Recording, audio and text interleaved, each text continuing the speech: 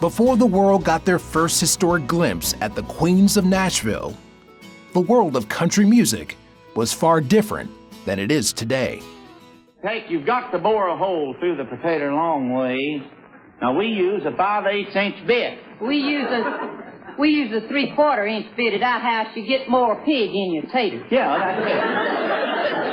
And you hold the tater real tight now, and then you kind of take it right here in the middle, and then you start in.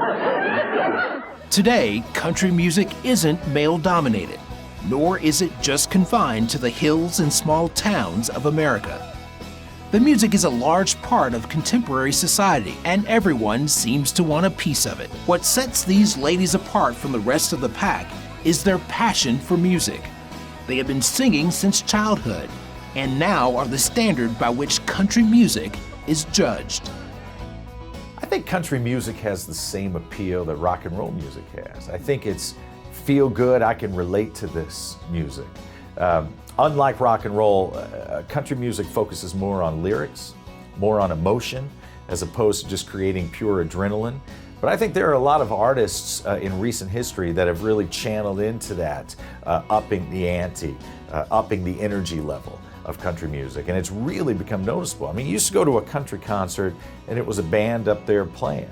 Now it's like a rock and roll spectacle, but with lyrical stimulation, with songs that you can sing along to, and with that same country familiarity that makes us feel really, really comfortable. In 1947, Bob McCoy and Ernest Tubbs performed at Carnegie Hall to a cheering, overflowing crowd that proved the doubters wrong. In 1955, Marty Robbins took it a step further with his television performances. My name is Charlie Applewhite, and welcome once again to Country Style USA, brought to you by your local United States Army recruiter and this television station.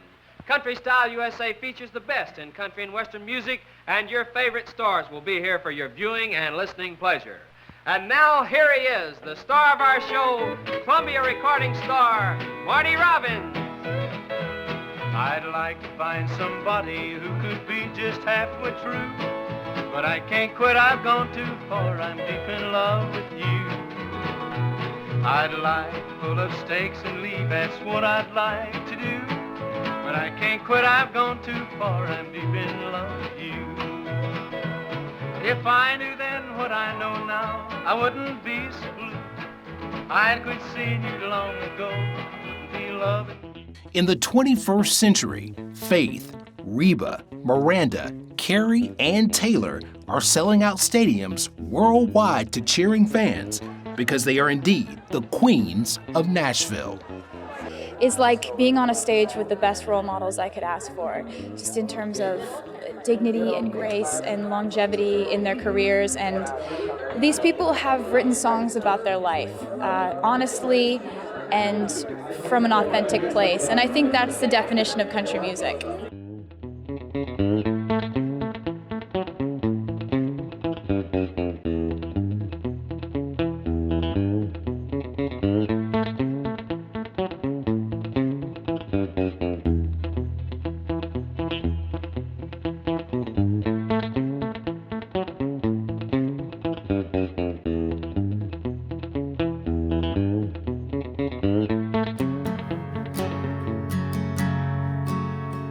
At an early age, Taylor Swift knew she wanted to sing like Faith Hill, Shania Twain, and the Dixie Chicks. Just this beautiful, shining, glittery thing to me. I'm so excited about the opportunity to possibly walk away with a Grammy. You know, I don't know what that feels like. I've never gotten up there and accepted a Grammy before, and I don't know, someday I'd really like to know what that feels like. It didn't take long for the driven young lady to make her way to Nashville, where she went on to win 7 Grammy Awards, 11 American Music Awards, 7 Country Association Awards, 6 Academy of Country Music Awards, and 4 Billboard Music Awards. As a songwriter, the Nashville Songwriters Association and the Songwriters Hall of Fame have honored her. I'm 18 and absolutely loving this. This is the best senior year I could have imagined. And, you know, having a blast with it. Well, for this award, I guess I saw my name on the ballot, but didn't really think that I had a chance at winning. And I was like, yes, it's good to be a nominee, but I honestly didn't think that I was going to win this award. And I can't believe that I did. I can't believe that the fans did that for me. Everybody on MySpace, they're the reason why I am holding this award right now. Taylor Swift, America's sweetheart, was born December 13th, 1989, in Reading, Pennsylvania. At 9 years old, Taylor and her family moved to Wyomissing, Pennsylvania. There, she spent her summer vacations at her parents' beachfront home in Stone Harbor, New Jersey. I'd say they made a pretty big sacrifice. When she was 14, her father up and moved the whole family to Hendersonville, Tennessee. Fortunate for him, he was able to transfer to the Merrill Lynch office in Nashville. Well, I have family that I spend every Thanksgiving with. They're all on my mom's side, and they're all women, and they're really loud. They're obnoxiously loud, and they all have this genetic cackle. And they stand in the kitchen, and it's the loudest sound. It like breaks noise barriers, and it's like out of a movie. I mean, my cousins have like 49 cats and dogs, and it's really fun to go there and have somewhere I know I'm going to be every Thanksgiving. At the same time, Swift became interested in singing and often went to New York for vocal lessons. Before long, she had become consumed with country music.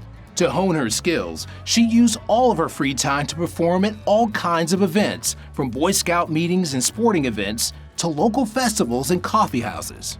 At the beginning of the year, I'm going to the UK again and doing a tour there. I'm going to Australia, and I'm going to Japan, so I'm really excited about that. And then when I get back, I'm starting my headlining tour in May, and I can't wait. After watching Faith Hill on Behind the Music, the young artist knew she was destined for Nashville. She just had to figure out a way to be different so she would stand out from the noisy Nashville music crowd. Taylor knew her strength would be writing her own songs. To me, Taylor Swift is sheer brilliance. She writes feelings from, past life experiences, and I think everybody, but young girls in general, all over the world can relate to that.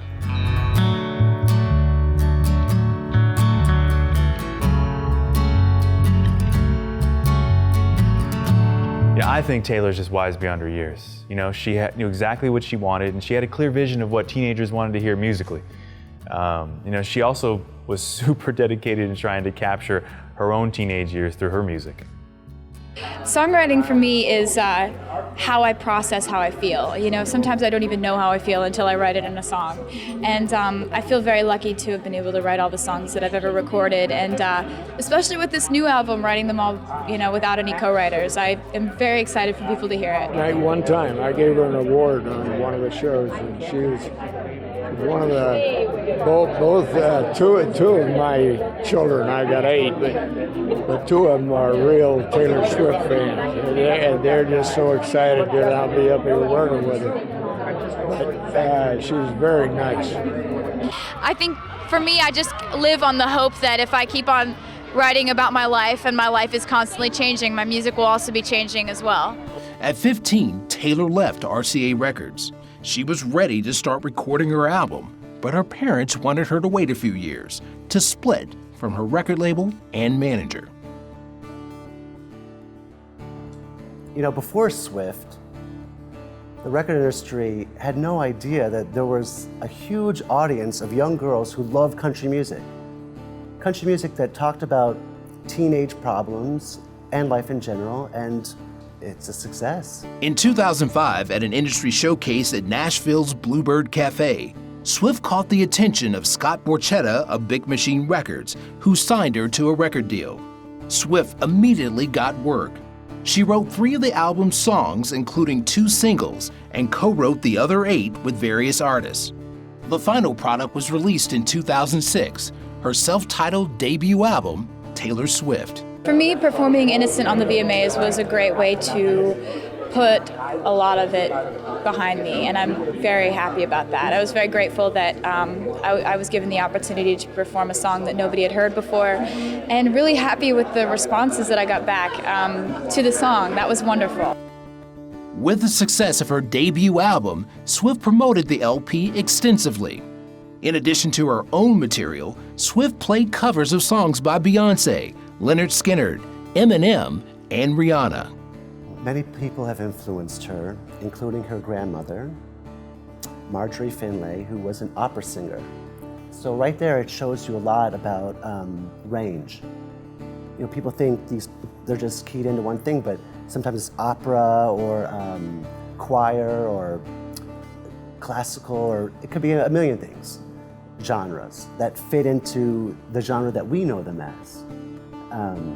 Also, she said on many occasions that Shania Twain, who is, you know, sort of the queen bee, but anyway, Shania Twain was not only as a songwriter, but also as a performer, was her biggest musical influence. I am performing. It's just wonderful to be here because there are so many people that I respect and I look up to and I admire doing something, coming together to raise awareness for, you know, cancer detection and detecting it early. And there's that, you know, these people that I've looked up to for so long, getting to meet people like Tom Hanks. And then on the other hand, I get to play music. So it's wonderful to be here tonight. In 2008, Swift released her second studio album, Fearless. It debuted at #1 on the Billboard 200, selling more than 8.6 million copies worldwide.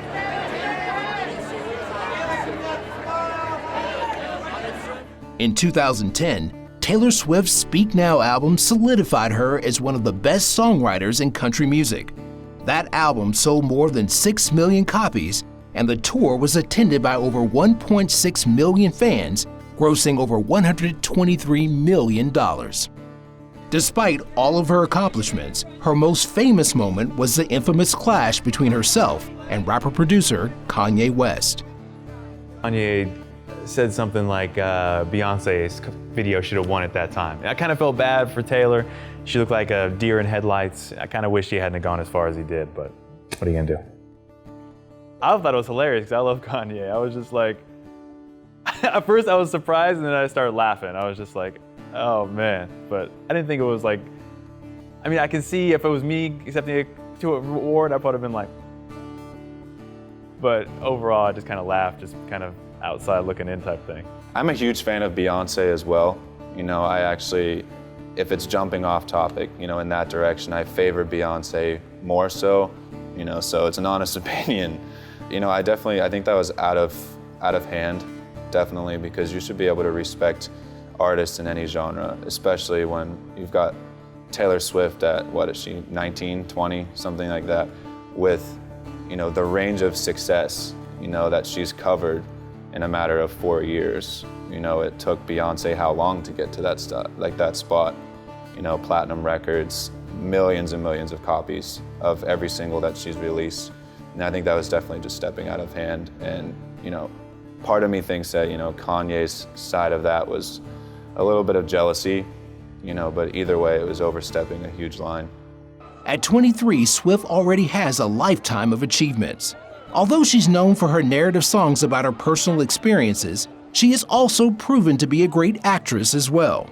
Now that she's worth over $165 million, what's next for Taylor? Looks like the sky is the limit. You know, see your hero and get inspiration from all your heroes, but try to be something completely different from your heroes.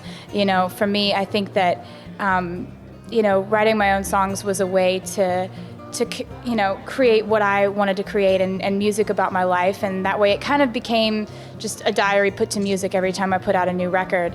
And I guess I would say learn an instrument, because it just makes everything easier. Like if you're gonna go play out, like it helps if you've got your own guitar and you can go accompany yourself.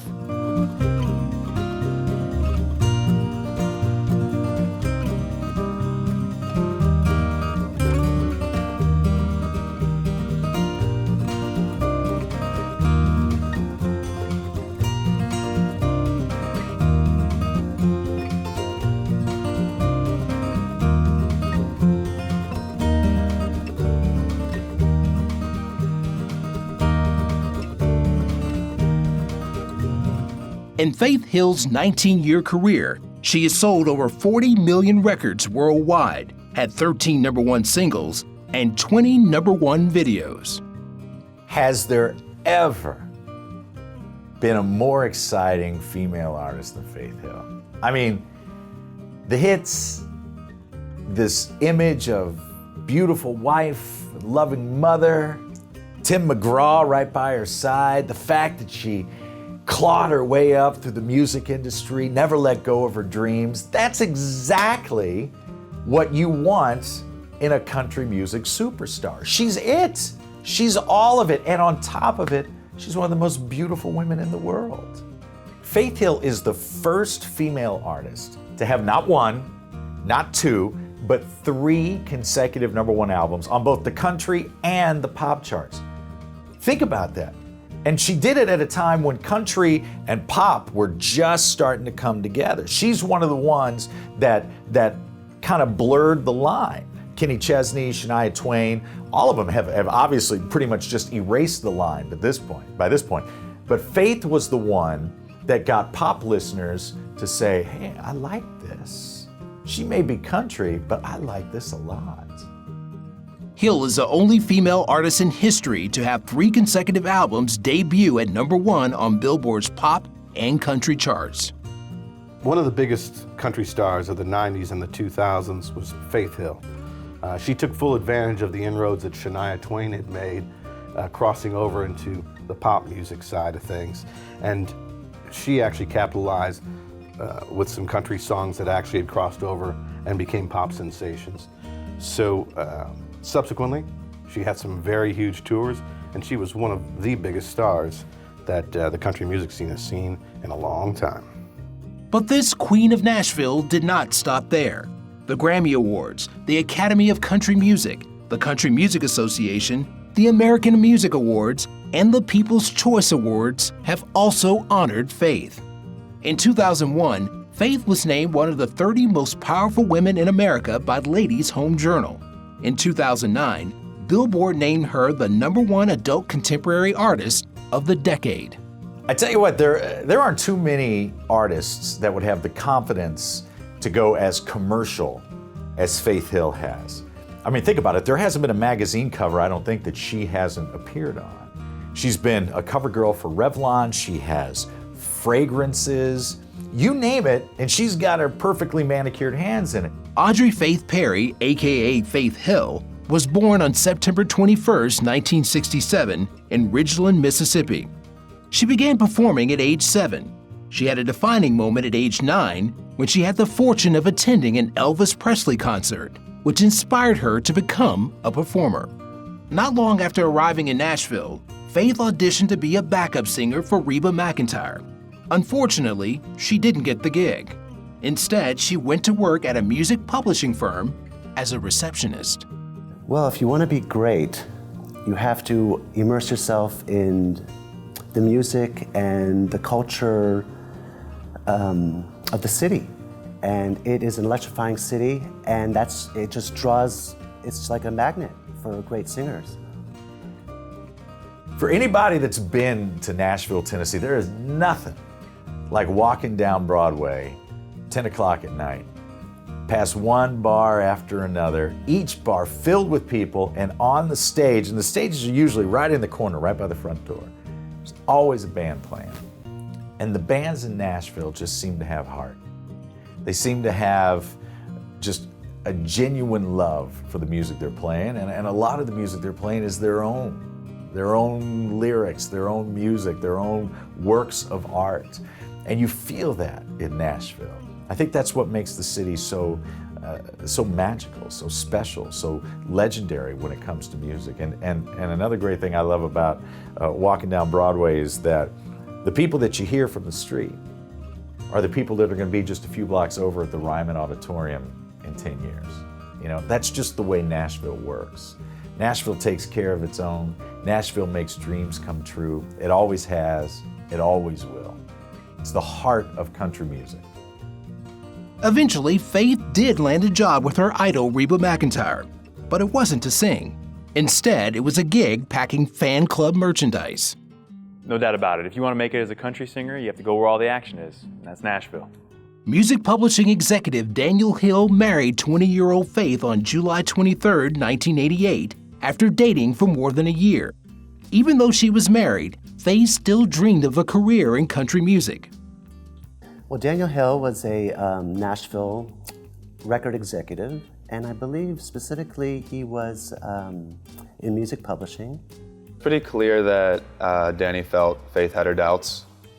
Marriage is difficult for any average couple, you know, but throw into the mix Faith's obviously climbing career and, you know, fill in the blank. As fate would have it, a coworker heard her singing one day and encouraged her to become a demo singer. You've got to have singing lessons, you know, train your voice. You know, personally, I don't think it's all about having natural talent. You know, there are millions of people out there with natural talent that can sing, but you got to bring your own flavor to the mix. You know, a new sound, a new look. You know, you can't just copycat your favorite artists. You won't make it. Hill decided to kick her career up a couple of notches by singing backup to various artists. Faith was eventually discovered by an executive at Warner Brothers. He was so impressed with her strong vocal abilities that he immediately signed her to a record deal. The good news was bittersweet. Just shortly after the greatest achievement in her career, Faith's personal life took a hit as she filed for divorce in 1994. You know, I got to give her ex-husband credit. You know, he says he's not bitter and he's really proud of her success. Faith rebounded from her divorce and her music career began to soar. Her first 2 albums each sold over 3 million copies. In 1996, Faith began touring with fellow country singer Tim McGraw. Although Faith was engaged to Scott Hendricks at the time, McGraw and Hill had an immediate attraction to one another and began a steamy love affair. I think the phrase is there for a reason, you know, opposites attract.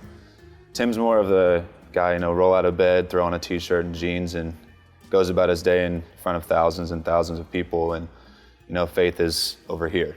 You know, she's a little more outgoing, you know, more of the flashy fireside, you know, so I think that's one of the many reasons, you know, they keep their marriage healthy and get along so well. Tim McGraw and Faith Hill married on October 6, 1996. Soon after, they started a family and had 3 children. Despite their busy lives, both insist on spending quality time together as a family.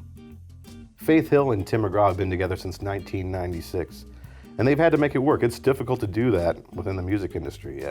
There's many stories of showbiz couples that have gone in separate directions, but they've made it work.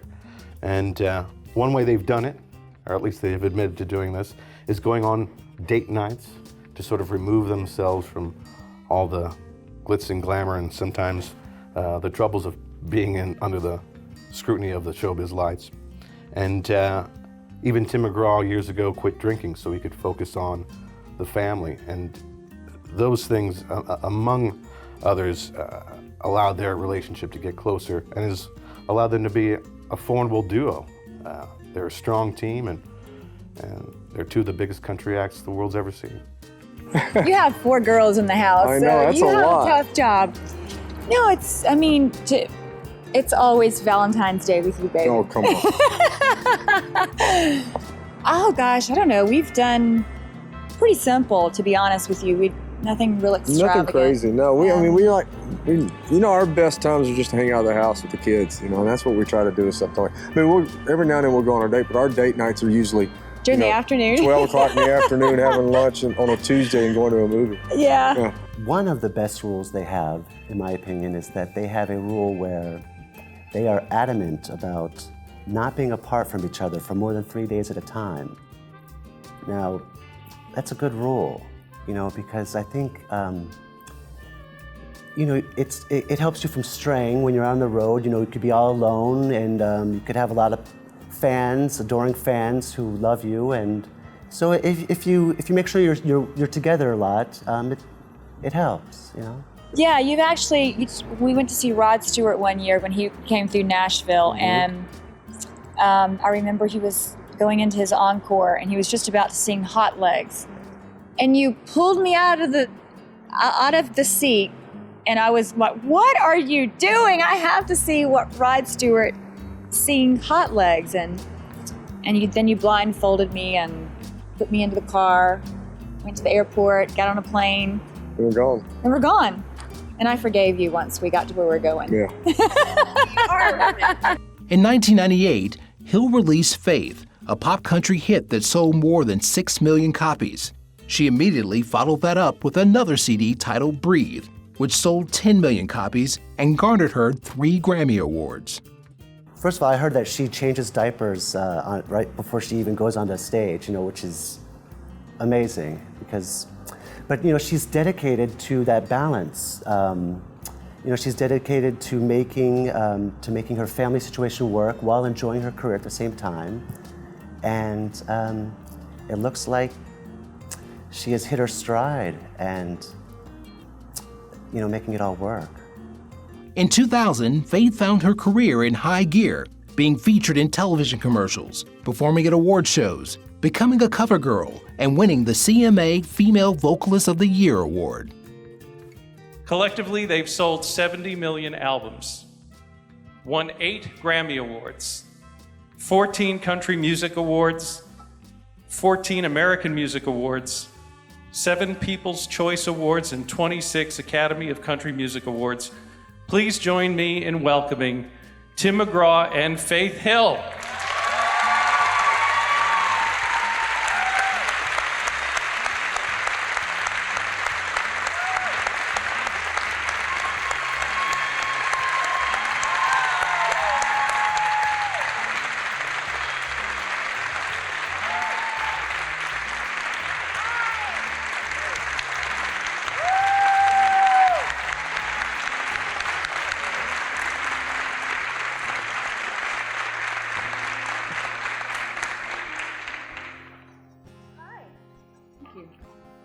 Thank you so much, John. That was quite an introduction. Thank you. I'm so excited. This is thrilling for us to be a part of this extraordinary experience for this limited time. The Venetian has just offered, they're opened the doors here and welcomed us in such a gracious way. And we're creating a show that is going to be remarkable for our fans, but as I'm here today and backstage and we're preparing to come out, I feel like it's going to be one of the most remarkable experiences for us as well. We're truly excited, and thank you so much for being here.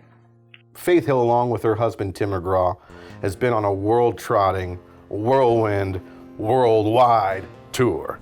And the Soul to Soul tour has been one of the biggest in country music history. You can see us in arenas and stadiums and outdoor venues and all that stuff, but just for us, we wanted to do something really cool in here, and it's been just as cool for us as hopefully it's been for the audience. Yeah, it really has. It's been fun. Over the next few years, Faith kept up her frantic pace by releasing the CD Cry in 2002, which sold more than 4 million albums worldwide. In 2006, Faith and her husband Tim McGraw began the Soul to Soul tour. The tour became the highest-grossing country music tour ever, with a gross of $90 million. In 2007, Faith Hill took over as the voice of the NFL on NBC's Sunday Night Football by singing the theme song. On February 1st, 2009, Hill performed America the Beautiful at the Super Bowl 43 pregame show. ABC TV has long had Monday Night Football, and Hank Williams Jr. famously sang a intro song for Monday Night Football. But when NBC television took on Sunday Night Football, they wanted to come with somebody just as formidable and just as recognizable as Hank Williams Jr., and they did with Faith Hill. Does your missus let you watch football all day on a Sunday and Saturday? She does, yeah, she does, and she'll even watch it with me on occasion. Really? So yeah, How do you find she likes football too. How do you find a woman like that? I'm very lucky. Yeah. Any advice for men out there looking for a football-loving missus? Yeah, stay away from mine. On September 17th, 2012, Hill debuted the song Illusion at the CMA Music Festival. Despite her very busy life, Faith has still managed to have an acting career, release fragrances, as well as give of her time and money to charity organizations. But Faith Hill clearly also has heart. She's very active in several different charities, and she doesn't preach it. She doesn't sell that. She doesn't say, look at all the good I do in the world. She just does it. And that speaks volumes. I think because of cancer has touched everyone's life, and us in particular. I mean, my father died of cancer, and my mother had cancer at an early age when I was very young, and survived. And I grew up with a house full of women, my mom and my two sisters, and I live in a house full of women now with my wife and my 3 daughters. And awareness, early detection, all those things are very important to us. And a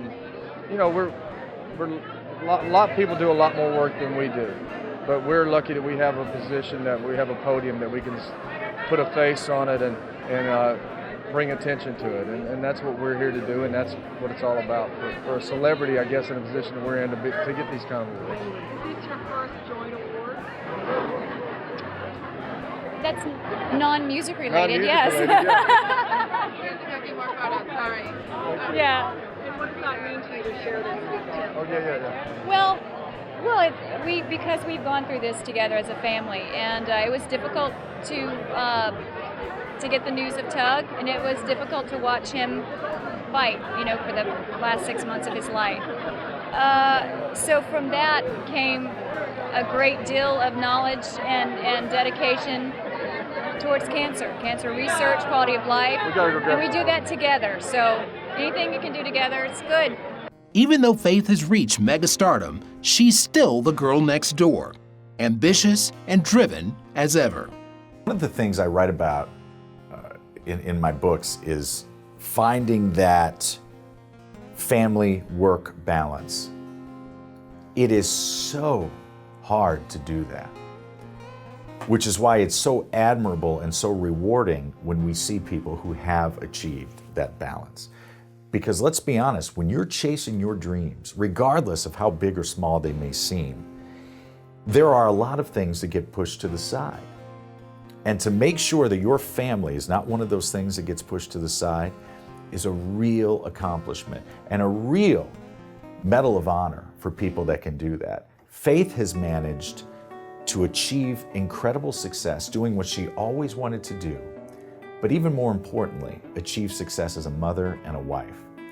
And when it all comes down to it, when the crowds have left the concert venue, when people stop downloading your music, when nobody's going to see the movies or the TV shows that you're in, what matters is your kids, what matters is your family, and what matters is love. And to know that you've never abandoned that you've never put that second in your life is the greatest success story a person could ask for. Oh, she better be there. Oh, me? Yeah, she better be there. Oh, he's going to have to let me do something. Maybe I'll bring out his microphone or... Yeah, right. or your guitar. Or you can give me your guitar. I've never gotten one of your guitars. That would be fun. You kept my guitar all the time, baby.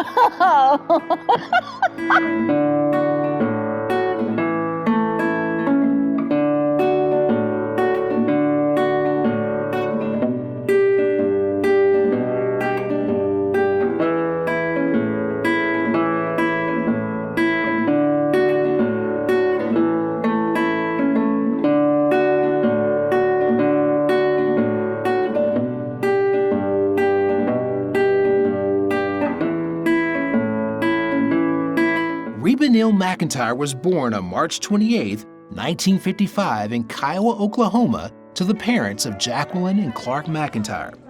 Reba began her career while still a teenager singing in her high school band and on local radio.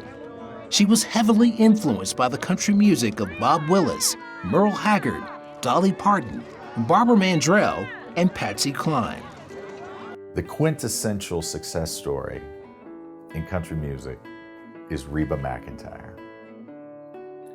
You can see and you can hear and you can feel the influences of some of the greats, of Loretta Lynn, of Barbara Mandrell, the grit of Merle Haggard, the down-home, dirt on your feet, banjo on the front porch, mama with the fiddle country music that is still a thread in Reba's voice and in her music today. She is classic country. And I think a lot of people forget that. I think a lot of people forget that Reba's been around since the 70s. I mean, we can't even begin to count on all of our toes and fingers the number of hits she's had, the years she's been with us. Same could be said for people like George Strait. You know, I had this conversation the other day about, you know, they're like, well, George Strait put out a double CD, 50 #1 hits. That was 10 years ago that came out. There have been more. Same with Reba. Everything she does goes right to the top because people love the classics. I've seen Reba McEntire on the red carpet, and she is absolutely classy. One of those women, when you walk up and you look at you, and it's like, oh man, I wish she was my mother. She's just brilliant in so many ways. She has a wonderful voice, but on the red carpet, she keeps it simple. And she makes it like you're her neighbor. So she's like, hi y'all, what's up, hi. And that friendliness is really what makes it special. McEntire knew the music business inside and out. While with Mercury Records, she released 6 albums before signing with MCA. Reba McEntire was the most successful country singer in the 80s and 90s. So she expanded on that popularity and went to different avenues. She had her own television sitcom, and she proved that through that diversification, I mean, she's really gone past what is the country music world. She's the biggest crossover country star since Dolly Parton. All of the acts that are out there today, these extremely talented young women who have obviously been very successful in music, obviously know how to tour, know how to put on a show, all of them look up to Reba McEntire because Reba has done it all. And more importantly, she's done it all well. And I think that that is a quality that any young person should look up to. I'm a big believer in modeling and finding someone who is doing what you want to do and doing it very well. Reba McEntire defines that. This time, Reba decided to take creative control and do things her way. No more country pop. She was going to sing hardcore country. Well, Reba McEntire is hip, funny, cool. You know, anyone who's watched her show is just, you know, she's just adorable. And she already was just a huge country singer, and she had nothing to prove. She decided, you know, why not? And she's just a talent, and it's obvious. A lot of that style, some of the phrasings, the cadence in some of those country songs, and was able to sort of springboard her career from that. A lot of country songs tell a story, and there's a first verse that sort of sets up what the initial story is, and a second verse that takes it one step further, and the third verse is the big overall picture of what the song's all about. And you know, it's sort of like the structure of a good story and the structure of a good country song. And Reba was more than familiar with that. Although Reba had been married before to Charlie Battles and divorced in 1987, she decided to give love another chance by tying the knot with Norval Blackstock on June 3, 1989. On February 23, 1990, Reba gave birth to their son, Shelby McEntire Blackstock. After 24 years of marriage and still going strong, Reba said the secret to their wedded bliss was having respect, faith, love, trust, and lots of patience. Reba McEntire's fan base consists of the most loyal and devoted people I've ever seen in person. In 2005, I was performing in Shreveport, Louisiana. Reba was giving a concert that night, an outdoor concert, and they asked me to introduce Reba on stage. I walked on stage, and there were people lined up against the railing for her show that had been there. Now keep in mind, it's 9 o'clock at night. These people had been there since 9 o'clock that morning just to be close to Reba. Now you say that's common. Every concert has fans that have been there all day. These were the people that were up front. The wave of devoted fans who had waited 12 hours to see her went back almost as far as the eye could see. Over 7,000 people lined up in a parking lot in the middle of summer in Shreveport, Louisiana, just to be close to Reba. That says a lot. Reba was living a charmed life, until tragedy struck on March 16, 1991. Reba had just got finished performing at IBM for a bunch of executives just outside of San Diego. Very next day, members of her band and the pilot all died in a plane crash. Reba dedicated her 16th album, For My Broken Heart, to her tour manager and her 7 band members that passed away. It just must have been a real tough time for her. Reba McEntire's traveling band, her touring band, perished in a plane crash. And it greatly affected Reba after that. She subsequently took a little break, did write significantly during that time, or at least soon thereafter, and released an album that very much delved into those personal relationships that she'd had.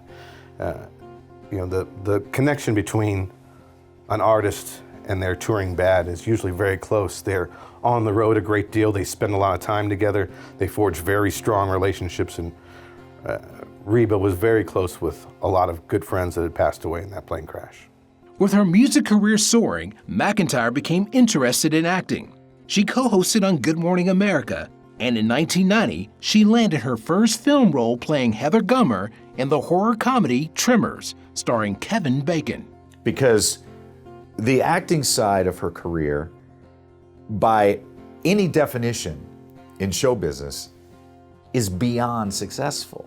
She had a sitcom from 2001 to 2007, a 6-year run for a sitcom. That puts her right up there with some of the greats, right? And for many people, that's the only Reba they know, the Reba from the Reba sitcom. But let's go back to the very beginning. You want to play a little 6 Degrees here. Her first major acting role was in a movie called Tremors alongside Kevin Bacon. And if you're going to start off with somebody, might as well start off with one of the best. So her career was destined to be great from the very beginning. In 1996, director James Cameron cast Reba as Molly Brown in his epic film Titanic. But when production extended beyond its original length, Reba had to turn down the part. The role was recast with Kathy Bates. Reba McEntire's acting prowess was so highly regarded, she was actually cast in the movie Titanic to portray the unsinkable Molly Brown. She had to actually ultimately turn down the part because of scheduling conflicts, and the role was eventually given to Kathy Bates. But I'm sure Reba, if she was in the movie, would have knocked it out of the park.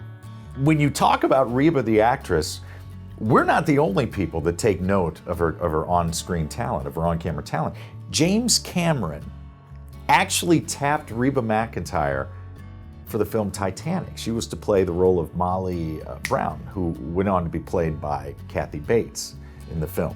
One of the highest grossing films of all time, needless to remind anyone of how popular Titanic was. But she should and could have been there. A scheduling conflict kept her from it. She's one of these business women who sticks to her principles of you stick to a commitment, you don't break a promise, and that's obviously done very well for her, but you can't help but think what that movie would have been like with Reba in that role. Something to ponder. In her storied career, Reba has sold over 70 million albums, had 64 top 10 hits, and the #1 TV sitcom. Reba is a recipient of every country music award that exists. One of her many proud moments was watching her son, Shelby Blackstock, a professional race car driver, compete at NASCAR. I'm very happy that he's racing because that's his passion. His father, Norman Blackstock, and I have been in the music business for all our lives, and we just assumed that was where Shelby was going to follow. And a couple of years ago, it didn't seem like that was going to happen. And this past Thanksgiving, I finally just said, "What is your passion?" And he said, "Racing." And I really had no idea. And so it's been incredible. We've just been having a wonderful time with it. If he does one day follow in his father's footsteps of being in the management team, that's fine. But I can understand the excitement of the race business. Reba McEntire is a music icon. When asked what is the secret of her success, she replied, "To succeed in life, you need 3 things: a wishbone, a backbone, and a funny bone." It looks like the Queen of Nashville's wishes came true.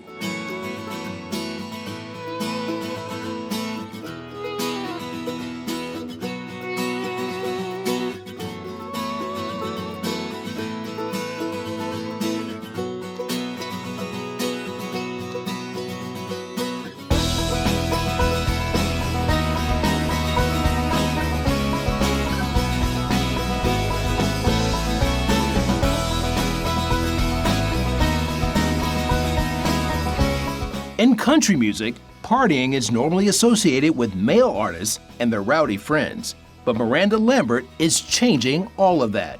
Strapped with a pink guitar and singing into a pink microphone, Lambert struts across the stage more like a hardcore rapper than a country music star. Miranda is country music's undisputed baddest bad girl. And in addition to this bad girl image, she brought the goods. I mean, she brought the American dream, you know, she fought her way up through the music industry. All she wanted to do was be a singer, but she wanted to be a singer in her own way. And she did it. And her concerts are wild, they're raucous, the girls are yelling and screaming and going crazy. And I don't think the girls want to be Miranda Lambert. I think they want to hang out with Miranda Lambert. And that's the difference. Lambert's father was a part-time country performer and songwriter. He taught his little girl how to play the guitar and write songs. The family income, however, came from the detective agency owned by both of her parents, which offered services to abused women. The fact that Miranda's father was a PI or owned a detective agency, I think there's a chance that going back into her childhood, and I don't want to sound like a shrink here or really analyze who she is or where she came from, but I think that she might have been exposed to some different things that a lot of these other country superstars weren't exposed to. You know, it wasn't all about home cooking and getting up and going to church with mom and dad, then going out with the grandparents that evening. I think for Miranda, the dinner conversation probably centered around and focused on the darker side of life. Because of the dangers involved in investigative work, Miranda was taught to shoot a gun as a young girl. As a result, she grew up fast, registering for a concealed weapons permit after going out on the road as a performer. Rick Lambert, who also owned and operated a detective agency. He had a gun, showed Miranda how to use it when she was young. She's even a deer hunter today. And it just sort of cements her reputation as a bad girl with a gun.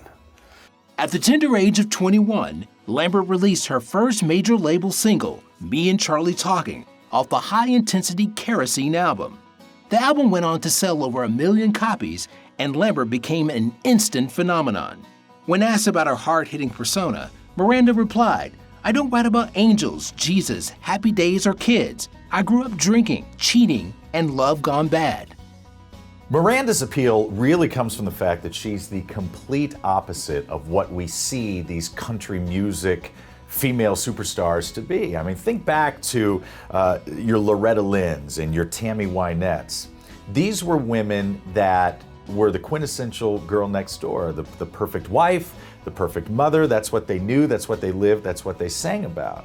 Well, you fast forward to modern times and you have the modern version of those. You have Faith Hill and you have all of these women who are just the picture perfect image that we all want our daughters to grow up to be. All of a sudden, here comes Miranda Lambert. Beautiful, cute, bubbly, talented, but she's a bad girl. And she's proud of being a bad girl, and it really made everybody sit up and take notice and go, hey, wait a minute, this is something really different. Her next album, Crazy Ex-Girlfriend, was released on May 9th, 2007. Lambert wrote or co-wrote 10 of the album's 11 tracks. The single, Gunpowder and Lead, became her highest charting single to date. The album solidified Miranda as one of country's newest bad girls. In 2007, Miranda Lambert had great success with an album called Crazy Ex-Girlfriend.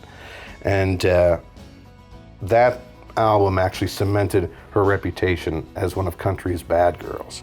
And it's a designation of sort of that angry temperament that's in her lyrics. It isn't necessarily part of her demeanor, but you know, it is one of those things where she's now created a reputation for herself, and it certainly served her well. Well known for obviously writing about heartbreak and abusive relationships, you know, but people shouldn't feel bad for her. It's pretty clear she comes out upper hand every time. In 2005, Lambert won the CoverGirl Fresh Face of Country Music Award. In 2007, she received a Grammy nomination for Best Female Country Vocal Performance for her single, Kerosene.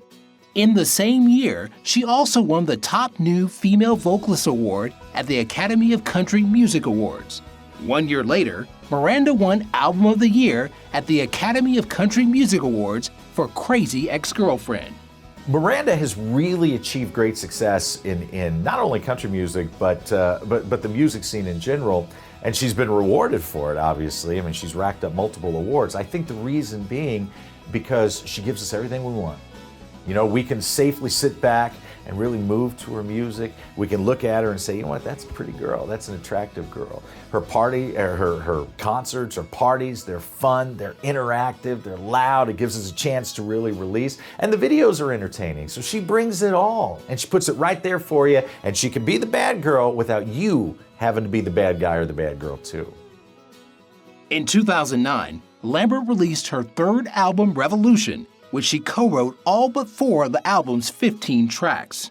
Lambert and her band performed all the tracks on the album at the Ryman Auditorium 5 days before its release. When Miranda Lambert was younger, she'd attended a Garth Brooks concert, and that lit a fire under her. She really realized that she wanted to be a country singer. She'd had the talent, but now she really wanted to take it a step further. Ultimately, her career grew, and she began opening for huge country acts. George Strait, Keith Urban, and Toby Keith, among others. And she gained a reputation and has since seen her country career flourish. That same year, Lambert's boyfriend, Blake Shelton, proposed to her after getting her father's blessing. On May 14, 2011, wearing her mother's wedding dress, Lambert walked down the aisle and exchanged vows with Shelton in front of more than 500 guests. When 2 of their favorites come together, I mean, if you're a girl between the ages of 15 and 20 right now, you've got one of your favorite country singers marrying your favorite heartthrob, who's also a country singer, coming together, bringing forth this love story. But it's not your typical love story. You know, it's the same appeal that we get and the same thrill we get from watching soap operas or primetime dramas. It's a nice romance, a hot, steamy romance. But it also has its darker side. It also has its problems that we get just a little peek at. So we're intrigued, we're enthralled. So they're like the couple next door that leaves the drapes open. You know, we can see in just enough to make us want to look. Miranda Lambert has a happy and highly publicized relationship with Blake Shelton. They're married, have a house in Oklahoma. Are very happy together. They watch television together. They record together often, sometimes even perform together. But they've found a balance between their Oklahoma home and the road and being in Los Angeles, recording television shows and making it work and making a marriage work along the way. In 2011, to prove she really is country's baddest bad girl, Lambert brought out her side project, Pistol Annies. Miranda Lambert released an album along with 2 other country artists, Ashley Monroe and Angelina Presley. Together, they form a trio, the Pistol Annies. And they released an album that debuted on the country charts at #1, which goes to show that everything that Miranda Lambert touches turns to gold. On August 23, 2011, the trio debuted their album, which debuted at #1 on Billboard's country chart. This was one of the most exciting new groups to break out in the country music genre in years. Trio Pistol Annies consists of Lambert, Ashley Monroe, and Angelina Presley. Their album Hell on Heels, released in 2011 and debuted at #1 on the Billboard's country charts. You know, I'm so thankful for everything that's happened to me solo, and now all I can think about is my girls and really developing my band. And you know, the new album will be just what you expect. It's 3 country girls singing about 3 country girls' lives, and we write everything on our own. We did on the last record, and our goal on this next record is to write everything just in our family, just the 3 of us girls again. So I'm really looking forward to it. I'm kind of going to start focusing on that after this summer tour. In November 2011, Lambert released her 4th album, For the Record. She also recorded a song for the Hunger Games soundtrack called Run Daddy Run, which featured the Pistol Annies. Miranda Lambert is a refreshing country music star. Her sass and fire make her one of the most innovative live acts in the music industry. She is truly country music's most genuine bad girl. Miranda Lambert's fashion is sassy and wonderful. You always see her in black. She's always sparkling, and she's always like a little firecracker. When she comes up and says hello, she's got just an abundance amount of energy, and she's just really friendly too, which is wonderful to see. Sometimes you see Miranda Lambert with her husband, Blake Sheldon, and then other times you don't. So on the red carpet, you never know. But what you do see when she walks down the red carpet is just how friendly she is, and she always comes up. Again, she's your neighbor. She's chatting with you like you've known her forever. And it's a really great experience when you get a chance to meet her on the red carpet. I think there's a bit of throwback to Miranda. I think she takes the best of the throwback era and mixes it with the best of today. I think that's a big part of her appeal. You know, when you go see Miranda Lambert, you're not thinking, hey, this is classic country. You're thinking, this is contemporary country. We really, are really normal people in our everyday life. We go home to a farm in a little bitty town in Oklahoma, and all of this goes away. And so I could just tell he felt the way that I did tonight, looking in his eyes going, holy crap, what are we doing up here? You know, we're really thankful, we're humbled, we're excited to celebrate it together, but I think he feels the same way I do. You know, it's like, thank you so much for letting us win female and male, but we are totally happy, and we look at our awards every day, don't get me wrong. We have them all combined in one shelf, which I guess now we gotta get a bigger shelf.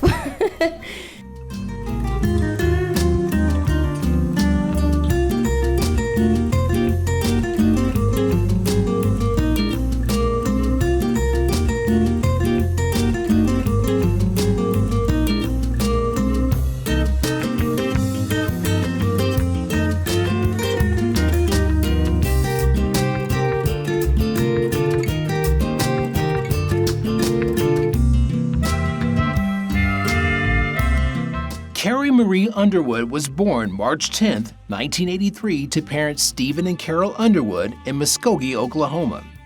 Carrie was raised in the small rural town of Chakotah, which inspired the song I Ain't in Chakotah Anymore. It includes references to the local high school team Wildcats, Highway 69 and 40, and the Okra Fest. What can I say? I mean, the woman is gorgeous and smart. She won American Idol in the 4th season and, you know, went on to mega success. She's clearly, you know, one of the biggest country singers of all time. She's huge.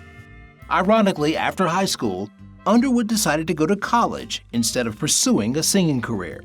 She worked as a page for Oklahoma State Representative Bobby Frame, competed in beauty pageants, and in 2004 was named Miss NSU runner-up. To make it big in country music, you not only have to have the chops, but you have to have some smarts. And Carrie Underwood has that. She graduated from Northeastern University. She was a former page for a state representative in the state of Oklahoma. And she was thrown into the deep end after having won American Idol, but she came out of it a stronger person. And she has some savvy, you can tell.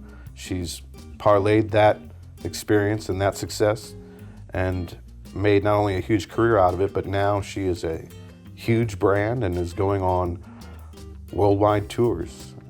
I expect to see big things, even bigger things from Carrie Underwood. In 2004, Underwood auditioned for American Idol singing Bonnie Raitt's I Can't Make You Love Me in front of judges Randy Jackson and Simon Cowell. Her audition included a chicken impersonation and the revelation of a third nipple. However, her a cappella rendition of a classic song impressed the panel enough to give the country girl a golden ticket to Hollywood. Underwood would go on to become the American Idol Season 4 winner.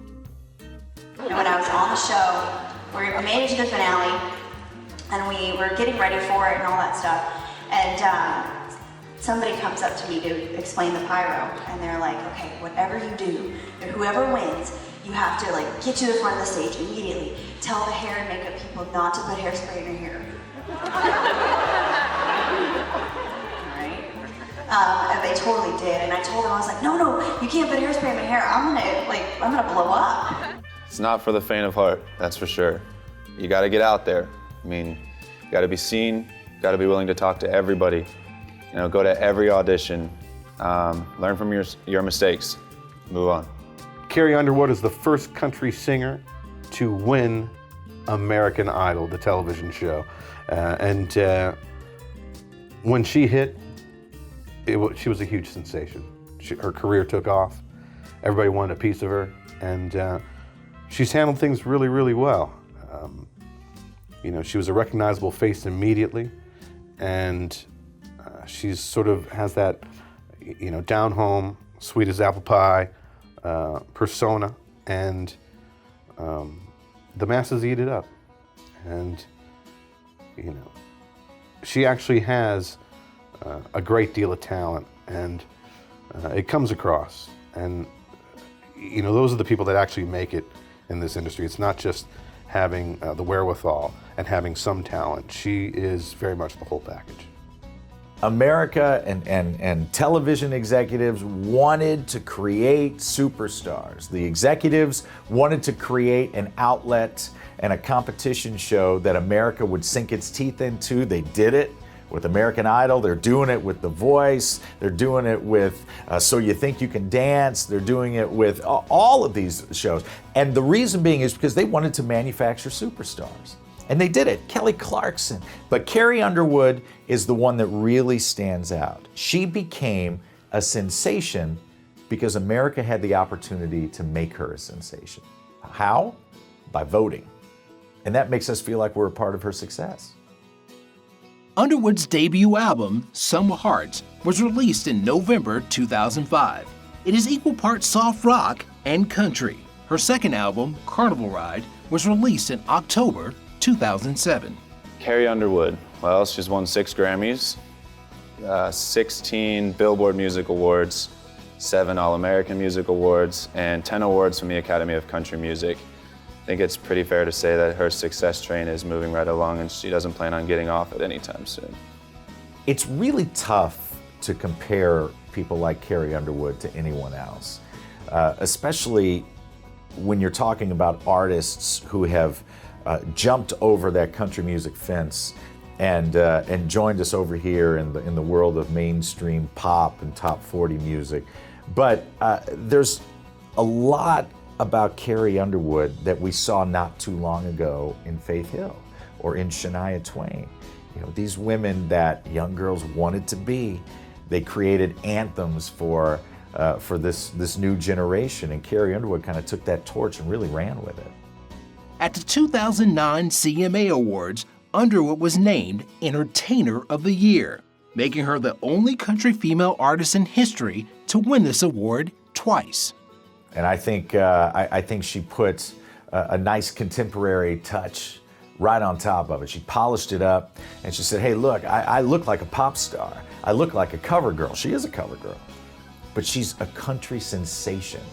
And men love her, women love her, and she's an extremely talented young woman. And I think what draws us to her is the fact that she seems like she's got a great head on her shoulders. She seems like a loving wife now, and we've watched her growing up. We have a lot invested in Carrie Underwood. We've wanted her to succeed from the first time we saw her, and now we're celebrating in that success each time she puts out a video, each time she puts out a new hit single, each time she comes to town on tour. In 2010, Carrie co-hosted the CMA Awards with Brad Paisley for the 3rd year in a row and was the American Country Awards top winner.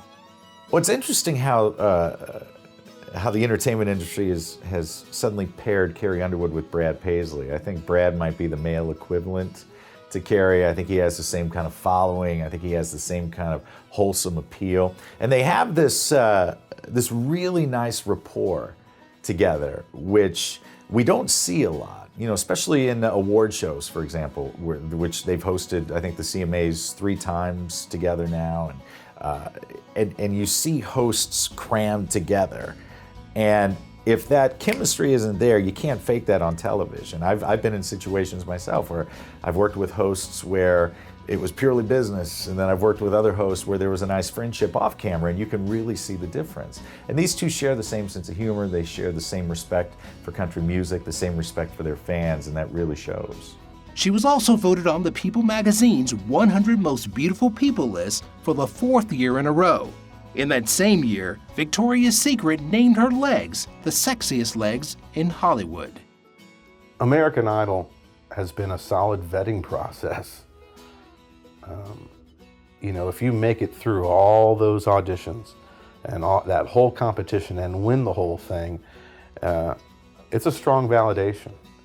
And once Carrie had won American Idol, not only was she immediately recognizable everywhere, it proved that she really has the talent to make it. And, you know, she took that momentum and ran with it. And so, you know, she had an immediate following, and she's just been able to capitalize on that ever since. And so, you know,